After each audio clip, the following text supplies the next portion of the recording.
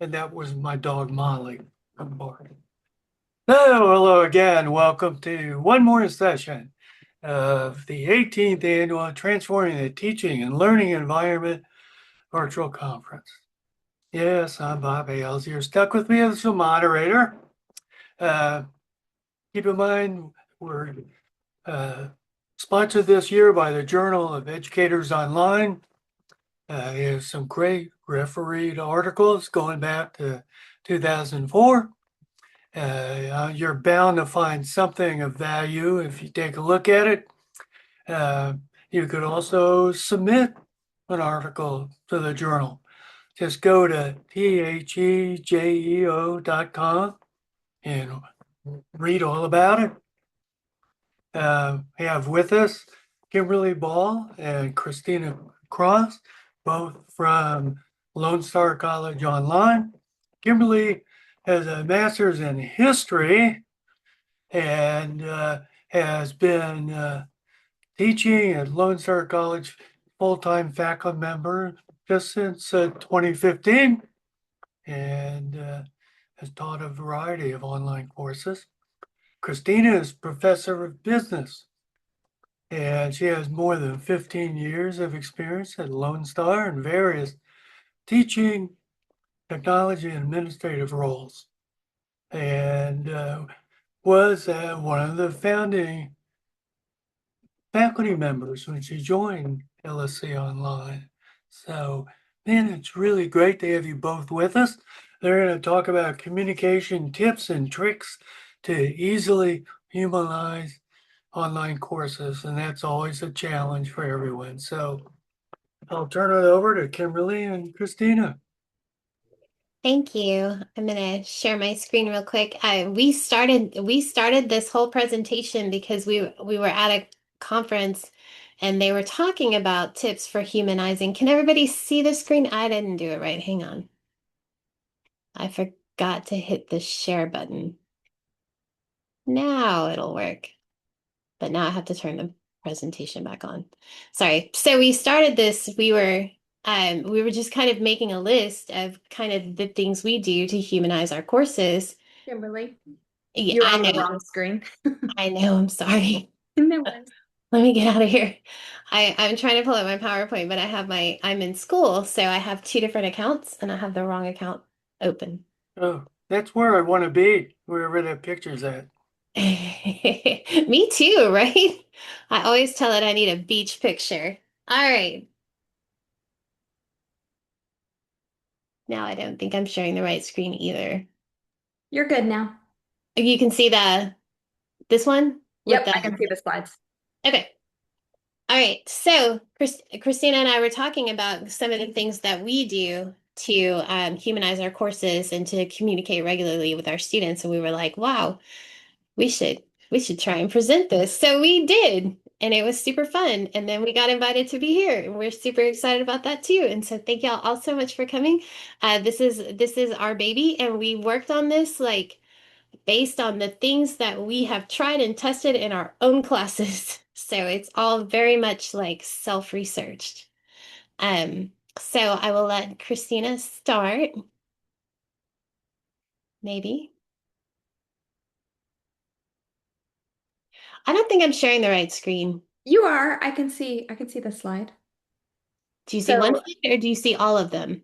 I see just one. Oh, okay. All right, then Yep, I will be quiet. I think we are good. So, our first tip is to be sure to use your student names in communication. We're very fortunate to have a learning management system at Lone Star that allows us to use replace strings. And this is just like a little string that you can put in your text, and it will display either the student's first name or their last name. And we sprinkle that around our course to try to make it just a little bit more personable. Because when you're teaching a course of 30 35 students, or say you're teaching six courses of 30 35 students, it's very difficult to be as personable as you'd like to be. So using those replace strings allows us to use their first name in our communications. So some of the places that we do this is in our course announcements. We try to include it in relevant areas in the content and on assignment feedback. And then just simply typing it, if you're responding to a student and then the discussion or you're replying to their emails, just be sure to use their first name or the preferred name that they've given you. It makes the interaction just much more personal. We're all very fond of hearing our own names, and so are our students. And next, we have getting to know our students. And Kimberly and I both do this a little bit differently. The way that I do it in my class is one of their very first assignments is to send me an email. And one of the learning outcomes of my course is to teach them how to use email. So I use that as a way to get to know them. I ask them to tell me about their goals. Why are they in the course? What do they see as a barrier to them succeeding in the course, and what can I do to help? I find that my students are quite honest with this. I'll get quite a few of them that tell me I'm a procrastinator and I'm going to wait till the last minute to do my assignment. If you could send me reminders, or they'll just give little tips on how to help push them along. Sometimes I need a little bit of a nudge. So it's nice to have all of this information about your students. That way, as you're interacting with them throughout the semester, you can go back to that email and reference it. And Kimberly, I know you do this too. How do you I do? do. I do the same. And I used to have them send me an email and then I would respond to the email and I would write everything down on a note card and I would put it in an Excel. But that got really overwhelming. And so I do it, but I have them complete a form and then I'm also able to get extra information like, are you a full-time or part-time student? Are you working? Are you not working? And that kind of allows me to share with the students at large and say, hey, in this class, 68% of you are taking full-time classes and you work. So, kind of be tolerant with each other, especially when it comes to discussions. Some people are free on weekends and some people are free during the week. And so just be kind of patient with each other. So that I collect that information, but I collect it in a form so that I'm not responding to 170 something emails, but I do keep that information. I have a note card and I have an Excel. I have all of my students on the Excel and I can search their names because my students are really good at emailing me and asking me questions without telling me anything about what class they're in. And I get really confused. And so I have that Excel that I can find them and I can look at, okay, what did they say their barriers were? Or I can use my note card, which I had one up here a minute ago because I met with a student, but I put it away. But it just kind of says briefly, what their goals are, what their obstacle is, which is oftentimes procrastination, or work. Work is a huge obstacle for our students. And so one of the questions is, how are you going to overcome this? And so they talk about, well, I'm going to plan, I'm going to schedule time to do my work. And then I ask what they need from me. And they say things like reminders and good feedback. And some of them say, just be a good professor. And some and some say, well, it's really, it's really up to me to do this. I'm like, okay, well, if you need anything, I'm here. Um, but anyway, I get a lot of good information from it, and I really do like being able to draw back on that and just say, hey, I know things are hard right now. It's hard to be a single mom and work and be in school. I remember I was there and just, it helps me be a little bit more encouraging and empathetic when I talk to them about, because I know kind of their background a little bit better and it just helps me. Um, and I also like Christina, I do weekly announcements and I use their names and I try to put pictures, but I also make weekly videos every week and I usually look really crazy like right there. In fact, there's never one where I look at it and go, "Oh, I love that," ever. But I do them anyway because they love them. It's these little videos are really quick to make. It's just you click a button and then you tell it after you're done, it says what language and you say English and it puts the captions in for you. And they're like 3 to 4 minutes where I just kind of explain what they should be expecting to do that week. And so, it helps me put my face in front of them so they have an idea that I am a real person, that I'm not AI, um, and that I actually am here. And then I like to make a checklist too, because I like to work. And then I think Christina and I also both do this, reach out to see how they're doing. And I think, Christina, you have discussions about how they're doing, right? You're muted. Thank you. So, I place discussions at various points in the course, usually 2 to 3 per course. Um, Around midterms when I know they're all stressed out, and then it kind of as we're coming up toward the end of the course, just asking, how are you doing? Do you have any tips to share with your classmates about succeeding in this course? Is there any topic in particular that you're struggling with? Anything I can do to help you? And generally, it's pretty basic stuff. Hey, in my stats class, I'm struggling with probabilities. It got really confusing, but I'm doing okay. I'm watching the videos, and I'm understanding it. And then sometimes you get something that's a little deeper and might need a referral to a counselor or to one of our other student services. So it kind of helps me to spot those issues that in a fully online course you're not going to see because your students aren't right in front of you. And most of them are just like, I'm good. There's nothing else, and that's fine. But it does create that space for them to say, hey, I'm really struggling here because I'm specifically asking them. So I do it in the form of check-in discussions, but I there's various ways that you can reach out to your students and ask them how they are, just not even in the course, outside of the course. How's your workload? So. Yeah, and I stole this idea of asking them to share tips with one another from Christina because I said, "Oh, that's a good idea." So now they have a test taking tips discussion that they do, and it's just a little, I mean, it's not high stakes by any means, but it's just kind of a fun little reminder that we're a community, that we're all in this together, and it gives them the opportunity to collaborate and reach out to each other as well. So I loved that, and I stole her idea. And responding to students, I respond in their introductions, and then I've tried to stay as quick on my emails as I can be. Sometimes I get behind. But most of the time, I get back to them within a couple hours, so they know that I'm there and I'm alive and I'm watching for them.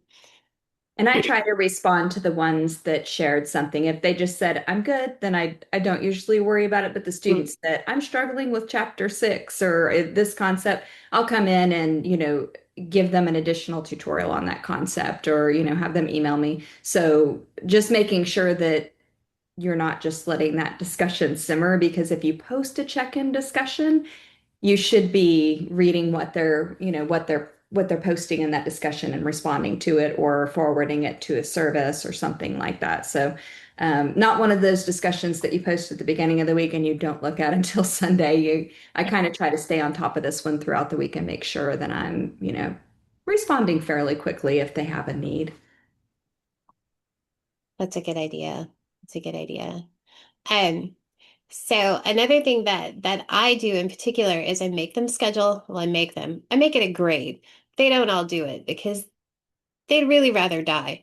But because I know I would have if I were in their shoes. But I require that they schedule an appointment and come see me in my WebEx office. It's usually a really quick visit, and I say, hey, I set this meeting up to make sure that you knew how to get here. Usually it's at the beginning of the semester. And so they didn't really have a whole lot of questions about the class, but I wanted to make sure that they knew how to get here so that if they do have questions about the class, they will feel comfortable coming back to me because they know they didn't catch fire, like nothing bad happened because That would be my feeling. If my professor, when I was a freshman, told me I had to come see him in his office, I'll be like, no, not happening ever. And that's still true. I still have several students who don't do this, but I also have several students that will do this because it's an assignment, and then they will come back and see me again. And so it's really helpful in opening that line of communication. In fact, the meeting I had with a student earlier was a student who was coming back to ask a question, which I love. I do also sometimes offer open sessions. In fact, I have one later today, so they can come and ask questions about their research paper. Um, those turned out pretty well, and I like using them, but I don't know that I necessarily like using them in place of scheduling an appointment, because if they don't know how to schedule that appointment, then they're not as likely to come see me. So I'm still thinking about it because I kind of like it and I kind of don't. But I do like having them come visit me in my office because it's neat. It's fun to see them, and they'll have sometimes their pets, and sometimes they'll be in their kitchen and they'll talk about their parents and stuff, and it's fun. One time they were at a campus that I recognized as North Harris, which is where I used to go, and I used to teach, and I was like, "Are you at North Harris? I love that place." But it's super fun. Another thing that Christina and I do is when I use rubrics for pretty much everything. Pretty much everything I grade, I use a rubric. And instead of having it say level 4, level 3, level 2, level 1, I just put, you know, you got 45.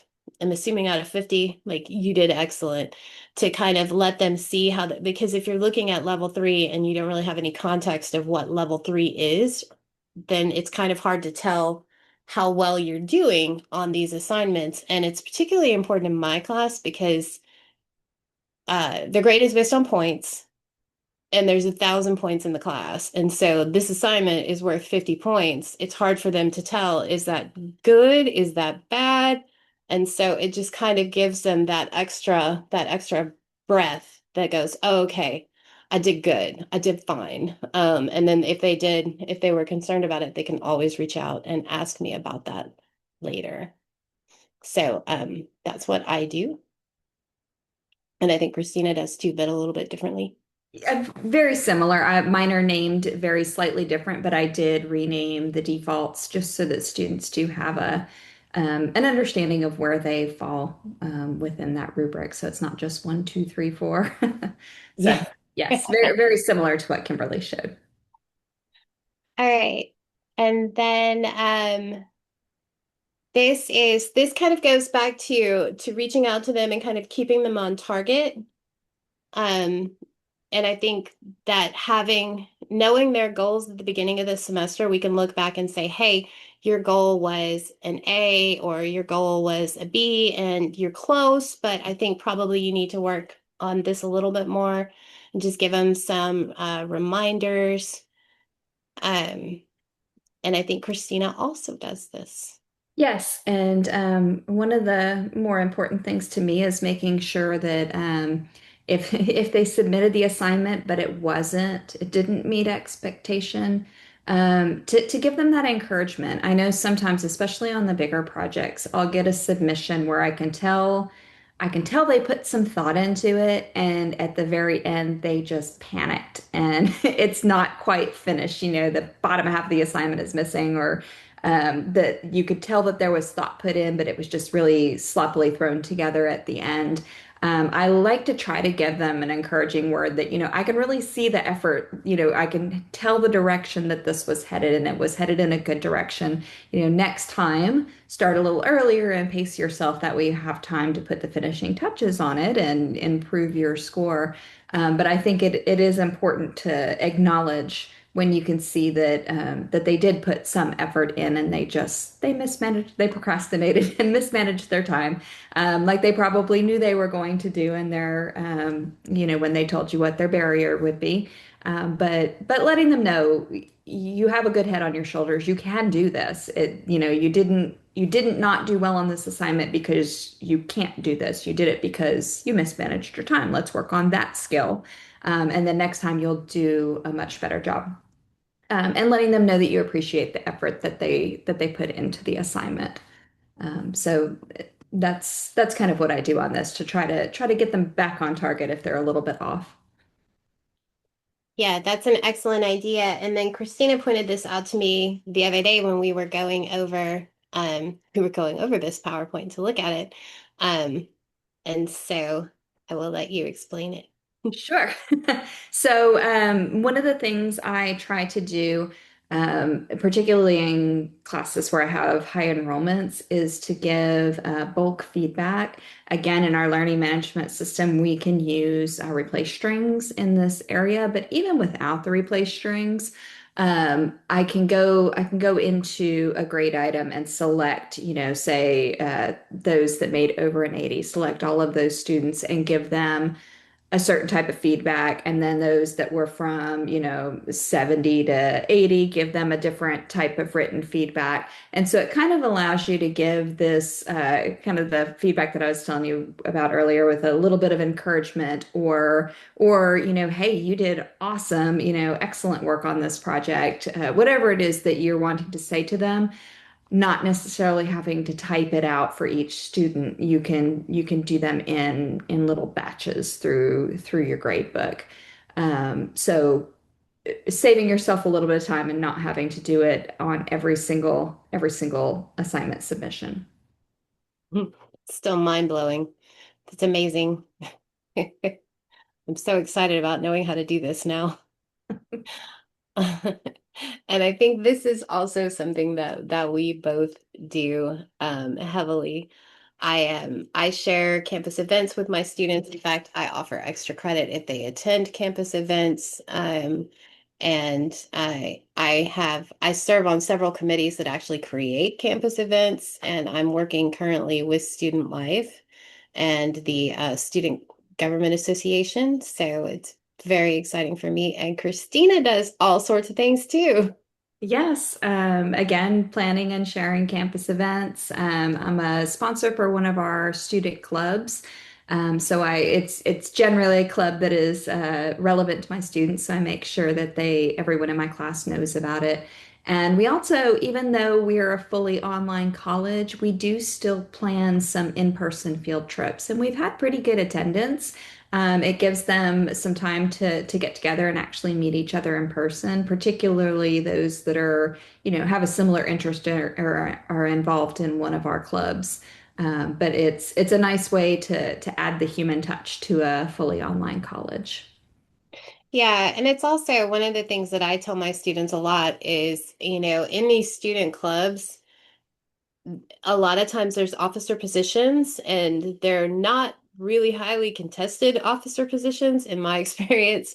But if you get the opportunity to serve as the secretary or the historian or the treasurer or president, whatever, of a student club, that looks excellent as you're transferring to that four-year university because we're a community college. And so it just gives them extra practice. It helps them feel safe. And so I do often like encourage them to get involved in the student clubs so they can go on those cool free field trips as well. And another thing I was talking to someone about this the other day is how important this is for our students to give them the opportunity to hang out with people who have similar goals and interests. Because a lot of times our students, when they're not doing their homework and they're not at work, like they can get lost in the I forgot I was in school world. And so if they stay in the I remember I'm in school world and I'm in school with people who have, similar interests and goals, it just encourages them to keep going and not give up because sometimes you want to give up. And so we definitely think getting them involved as much as you can is so important. And this one I think is great, right? Be human. Yes, and so this one, basically, if you make a mistake, you stutter in your video, those little things that show that you are, especially now with the AI bot videos out there, that shows that you are an actual human, and it makes you more, I guess, able to build the connection with your students. Yeah, some of us are more human than others. So owning up to your mistakes and apologize. I know every semester there's at least one deadline that I changed and typed the wrong thing, and I always have an early bird student or two that will alert me to that and own your mistake. Thank you so much for letting me know. I've fixed it, that kind of thing. It lets them know you're human and be gracious about it. Don't be defensive about it. And again, leaving those little bloopers in your videos is super important because your students are they're unsure and they're not confident in themselves. And if everything is always perfection, they're going to be uncomfortable recording themselves on videos, which we ask them to do. So leave the human in your course and then also remember that your students are human and oftentimes your course is not the most important thing in their life. We think it should be. My course is my baby. So I think it's the most important thing going on, but it's not. If somebody has a child in the hospital or their mother passed away or something like that, there are things that take precedent over our courses. So remembering that everyone in your class is also a human. Absolutely, absolutely. And I also, I tell my students I'm probably going to make at least 7 mistakes, and that's fine. You just let me know. And I leave all my slip ups when my cat walks past, all those things. It is what it is. Here's the video I made. And I think this slide leads well into this one. So this is one of my favorites. I have a lot of favorites, not gonna lie. But so sometimes you get that email or that text message from your students, because I give them my cell phone number and I tell them you can text me between 9 in the morning and 9 at night, not at any other time, but 9 in the morning to 9 at night. You can text me, or they'll email me. And a lot of times they're emailing me and they're frustrated and they're confused and they're trying to figure things out. And I definitely hope that they're not frustrated and confused and trying to figure things out because of my assignments, but usually that's why. And so sometimes you could you could read their emails as harsh. And I think part of that also is some people are just more direct than others. And so it's important that you remember that the other person, like the person that sent you that email, is a person and they're just as vulnerable as we are. Even if you read their email like they're mean. They're not mean. And so sometimes it helps when you're reading those emails and you're reading those text messages and you're like, huh, seems like an odd tone. But if you imagine that Cinderella wrote that email, and if you read that email with Cinderella's voice in mind, it's much easier. It's so much easier because Cinderella wouldn't be mad at you. Why would Cinderella be mad at you? She's not mad at anybody. So I tell my children, I tell my students, tell everybody I know, like you should use your princess filters so that you don't get frustrated about a situation that you don't need to be frustrated about. And if you're trying to respond to an email that you're feeling out of place about, then you're probably not likely get to put your best foot forward either. But if you imagine that you're talking to Cinderella or Snow White or whoever your favorite princess is, then you're going to be much kinder and much gentler in that process. And I think that kind of helps alleviate tensions that could be escalated otherwise. So that's my favorite. I think it's very important to use your princess filters. All right. The next thing is we just kind of have some time savers because all of this is a lot, right? It's a lot. Detailed feedback is a lot. Email responses, it's all a lot. Weekly announcements, all the things, it's a lot. And so one of the things that I do, and I'm sure Christina probably does as well, is I have templates. I have templates of my email responses. And I just go and copy it and paste it. And I have templates of the detailed feedback for those things that I say over and over and over again. My weekly announcements, I have them, I save them from from semester to semester, I save them and I use them not just for that announcement, but when I make that video, it asks for a description. So I just copy in whatever's in that announcement into that video because that's basically the information that I wanted to get across in the video. And then the captions will do its thing and say what I actually said, which is usually pretty close. But that way I'm not retyping. I'm not reinventing the wheel, which apparently was really hard because nobody wants to reinvent the wheel. So, um, anyway, so I use those too. I use them for everything. And then how-to instructions, images, videos, all the things. I try to when I use my Bitmojis, I title them what I want to put in the alt text. So it just says like whatever the Bitmoji is, they'll be like Mrs. Ball or Professor Ball cartoon says you can do it or whatever it says, and then I just copy that and put that in the alt text so that I always know and I don't ever have to wonder what should my alt text be. Um, Christina, do Yeah, you? I do something, or I do most of this as well. The other thing I keep a bank of is I have some common spots where students get stuck because I teach technology classes, and there's just some super common pain points. So I get a lot of the same questions on how do I do X, Y, Z, or I'm stuck at this spot and I can't do this thing. And so I do have a bank of little tutorial videos, like for example, Microsoft Excel, how to go about doing a certain task.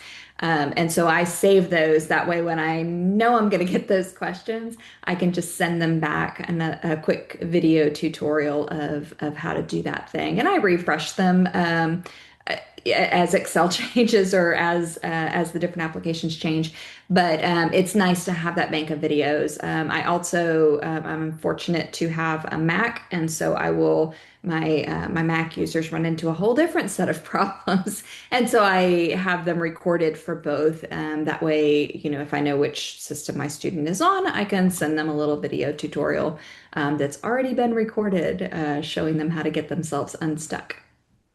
That's really nice. How do you record those videos and save them on the OneDrive?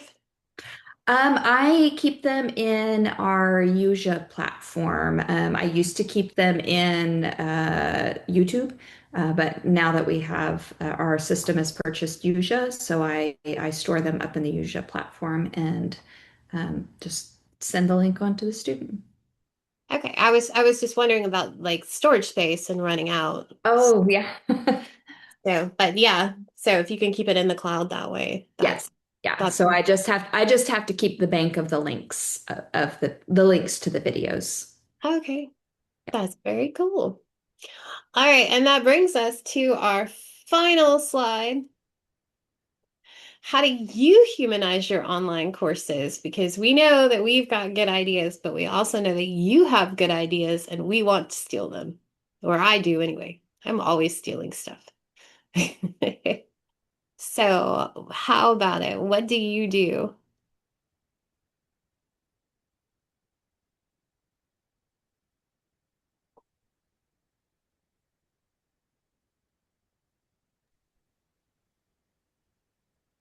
I can share one thing that I do, if that helps.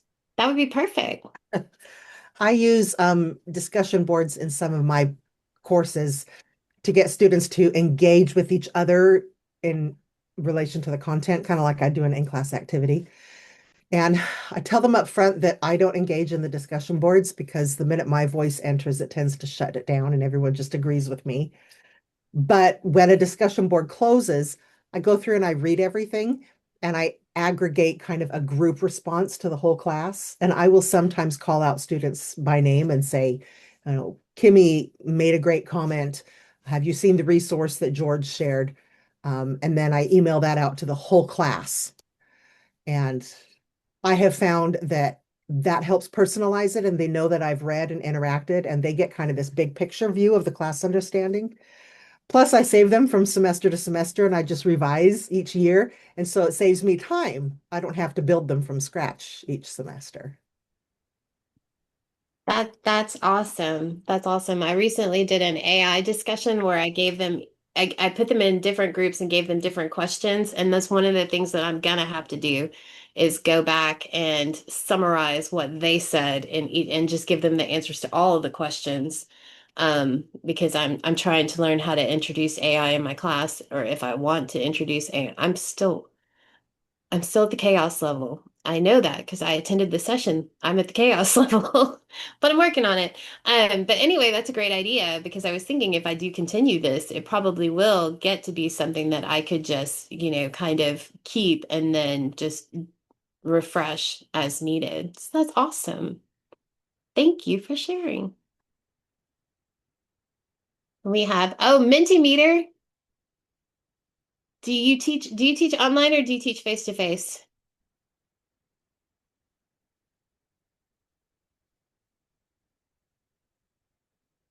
Face to face.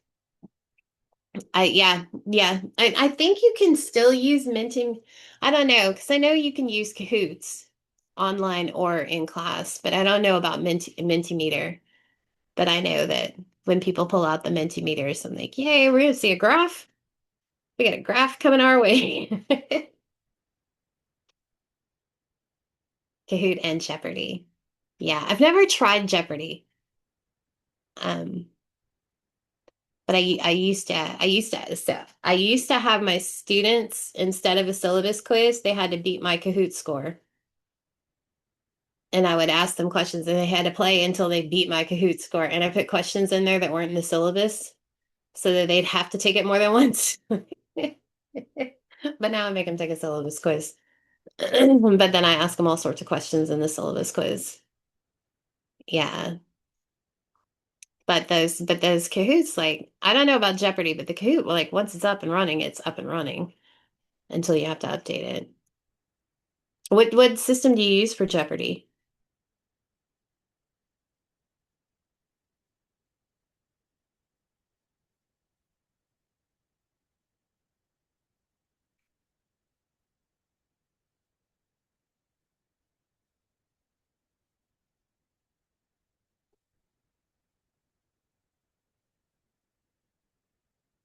Okay. I'll look into that because that sounds fun. So what do y'all do for students who are struggling?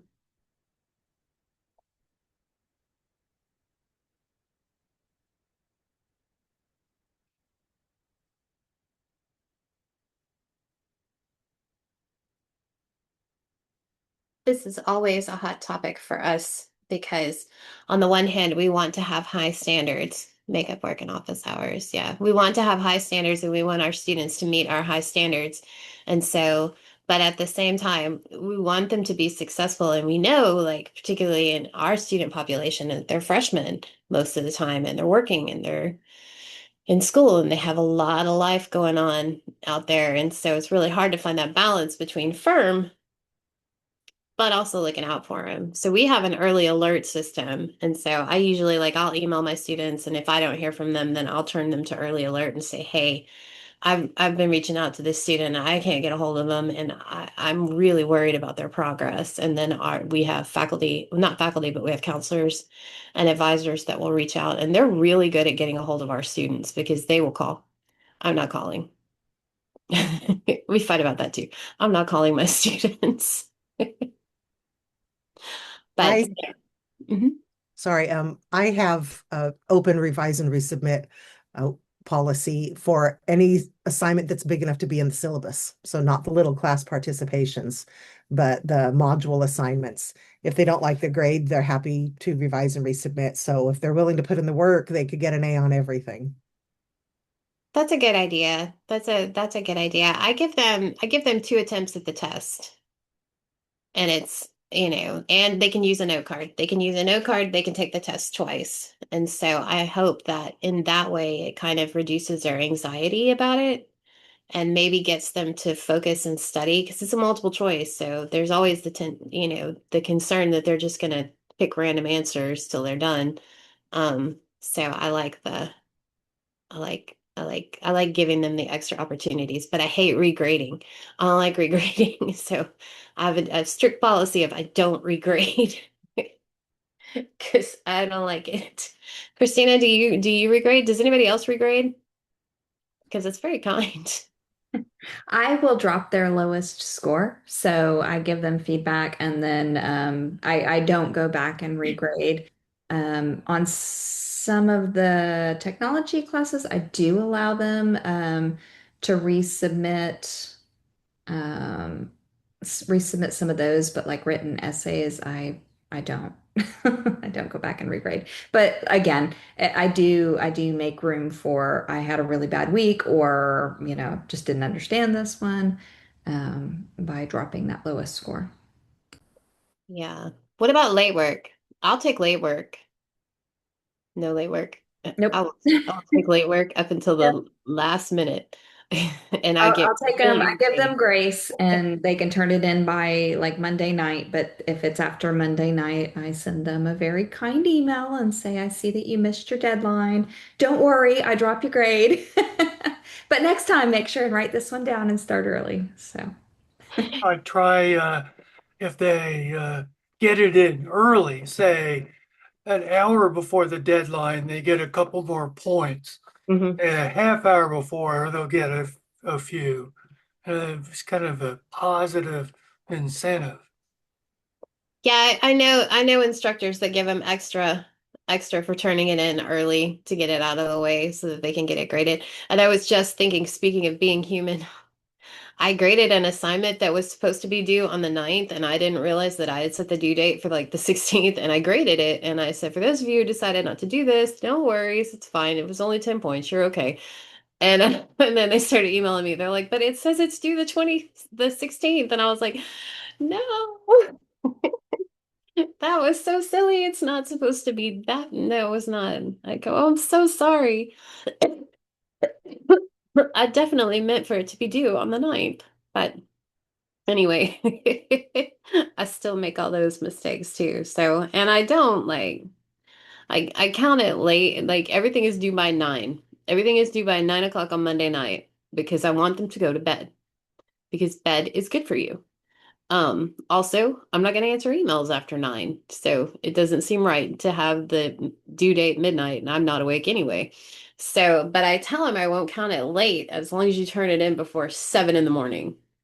So I give them kind of that grace period as well as, plus I will take late assignments and then I'll get really irritated. And then I remember that I'm the person I should be irritated with because that's my policy. It's not their policy.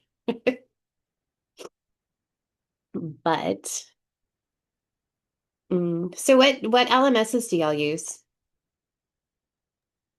We're Canvas. Canvas, Mhm. Canvas. We use D2L. I've never tried Canvas. Canvas. My sister uses Canvas she teaches high school. But we use D2L and I go to school at Sam Houston and they use Blackboard. And I've, when I was with the state system in Pennsylvania, all 14 schools used D2L. And then when I moved on a couple other places, they use Blackboard. mhm. Yeah. I like the flexibility of D2L and I don't know like when I was an adjunct and I taught here and there, we used Blackboard, but I don't remember. Like I did not know the things that I know about student engagement when I was an adjunct. So, but I like the different tools that we have in D2L that lets us reach out to our students and let them know that we care and we're there um and I'm moving so much. My background is moving. It's freaking me out. I like D2L. We Thank you, we Jennifer. had a really good relationship with them. And it's the kind of thing, if we did have a problem, literally, I could call the president of D2L if it was really critical. Mhm. And you didn't get that kind of customer service with Blackboard. Yeah, I never try to call the president, but I like that D2L has a space where you can go in and talk about things like why don't you have two different due dates for discussions? Because that way you can say, okay, your first deadline is this date and there's a due date, but your second deadline is this date. And so and you just kind of you can vote each other's comments up on things that you think would be helpful. to make it more responsive to students. So I like how flexible they are in that. But so do we have any other tips y'all want to share about humanizing?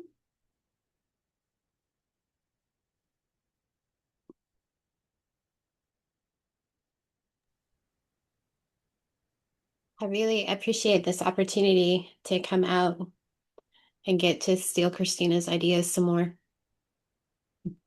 Ditto, Kimberly. Oh, I have our note card.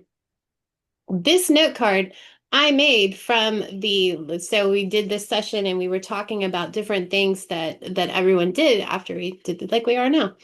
And so some of the suggestions were share interesting info for students. So just like not necessarily about the class, but like maybe you found out that there's a thing called the Barclay Marathon where they run around the mountains in Tennessee to emulate what James Earl Jones. No, I'm terrible with names. I'm the worst history professor ever. The man who assassinated Martin Luther King was in prison and he got out of James prison. Earl Ray. James Earl Ray. I knew I was like got the right words, just not there. But anyway, so he was escaping into the mountains and they got him. And so now there's a big race where you're supposed to go around the mountain and it's not like a regular race, like they don't have loops or anything like that. Like it's crazy. So you can share like crazy stuff with your students that's just completely outside to give them a nice brain break and let them think and have them laugh. Um, so I thought that was a fun idea.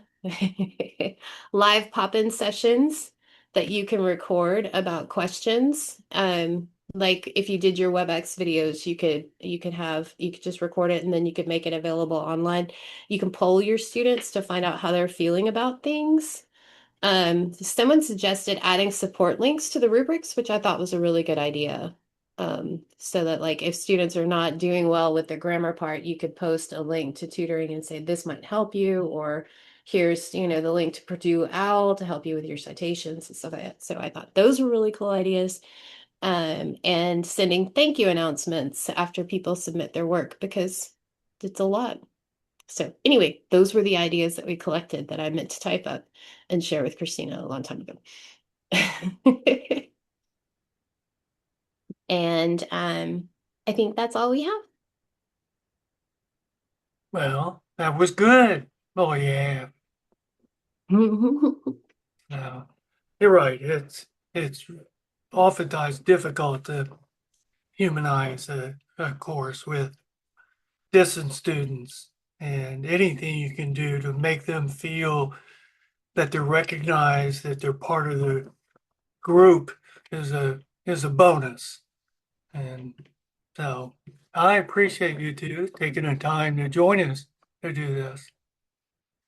So folks, don't forget tomorrow is the last day of this marathon. Talking about the Barkley Marathon. Now, the Barkley, they have no defined, well, they don't tell you what the end is, right? You just keep going. Well, that's not quite like this. We have an end tomorrow, but hopefully I'll see you guys for some of our sessions tomorrow.